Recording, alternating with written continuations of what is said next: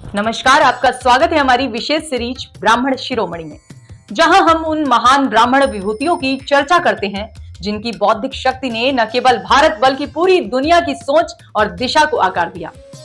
आज जब पाइथन, जावा और आर्टिफिशियल इंटेलिजेंस जैसे शब्द आम हो चुके हैं, तब बहुत कम लोग जानते हैं कि आधुनिक डिजिटल क्रांति की जड़ें भारत की प्राचीन ब्राह्मण ज्ञान परंपरा में गहराई तक समाई हुई हैं।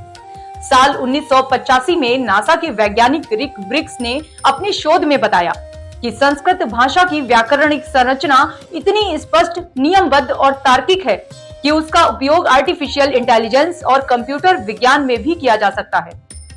यह कोई संयोग नहीं है, क्योंकि संस्कृत को वैज्ञानिक रूप देने वाले ब्राह्मण आचार्य पाणिनि ने 4वीं शताब्दी ईसा पूर्व में ही अष्टाध्यायी की रचना कर भाषा को नियमों की एक ऐसी प्रणाली में ढाल दिया जो आज के कंप्यूटर प्रोग्राम जैसी ही प्रतीत होती है। लगभग 4000 सूत्रों वाली अष्टाध्यायी में शब्द स्वतः नियमों से बनते हैं, ठीक वैसे ही जैसे कंप्यूटर में तय निर्देशों से आउटपुट निकलता है। यही कारण है कि आधुनिक विद्वान मानते हैं कि पाणिनि ने हजारों साल पहले ही एक तरह की कंप्यूटेशनल और विश्लेषणात्मक सोच विकसित कर दी थी।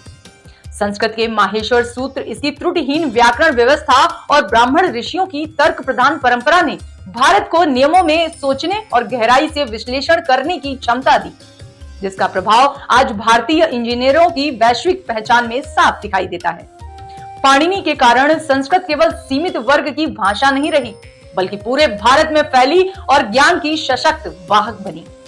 यही वजह है कि आज जब पूरी दुनिया आर्टिफिशियल इंटेलिजेंस और डिजिटल भविष्य की ओर तेजी से बढ़ रही है, तो वह अनजाने में उसी ब्राह्मण बौद्धिक परंपरा की ओर लौट रही है जिसे भारत ने सदियों पहले रचा था। ब्राह्मण शिरोमणि के इस एपिसोड में फिलहाल इतना ही। अगली बार हम फिर किसी ऐसे ही ब्राह्मण शिरोमणि के जीवन और योगदान की प्रेरक कथा लेकर आएंगे, जिसने अपने ज्ञान, तप और कर्म से राष्ट्र और मानवता को नई दिशा दी।